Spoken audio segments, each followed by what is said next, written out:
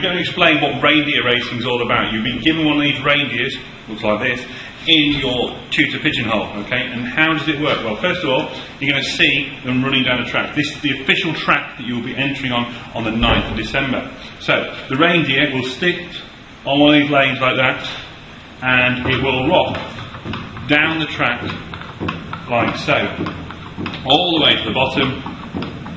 Pretty standard, okay? That's how it works. Now obviously one reindeer does not make a race, so I've got here one reindeer and 2 rabbits, okay? These are from previous years.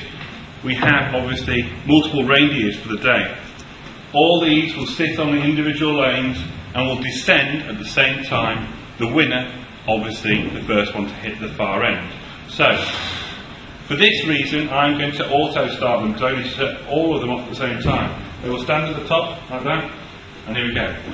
On the day, you will have an official starter who will release your, oh, you see, some dodgy ones there. You will release your reindeer down the track. You see that rabbits are generally faster than reindeers. I don't know if that's the same in general life, but for this one it is, okay? So it will descend down there and stop at the end of the track. Jobs are good, okay? Now, there are a couple of major issues here. First, decoration. The decoration of said object, like this rabbit here, has to be limited really to the top section, the face as well, but not the feet. If you decorate the feet, you can affect how well they grip on the track.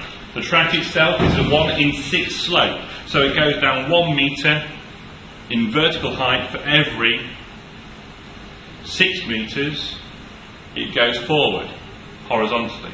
Yes, okay? Right, so this is 1.2 metres long, so it descends just over 200 millimetres.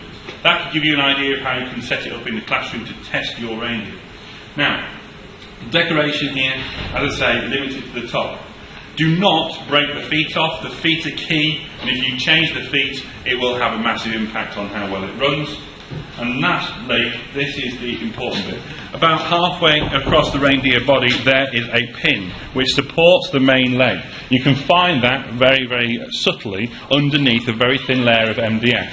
And if you want to take that pin out with a pencil or something sharp, you can remove that pin like so, which takes the back leg out. You may think, what on earth am I doing that for? Well, this is the question. But what you will be doing that for is, if you look at how this spins, the leg, the stride, the distance it makes in one stride, is restricted by the size of the tail. If we put it around this pin here, on the outside, you can roughly see it swings like this until that tail there would touch this piece here.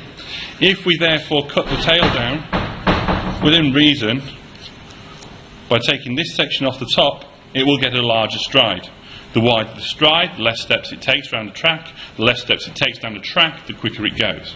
Okay? However, if you take too much off, it does the splits and then goes completely kaput. Okay? So you've got to be very careful, alright, the distance you take off there. You then have to peg it back in carefully, and then the reindeer will race. And that is a general gist of reindeer racing and how it will work. Thank you very much.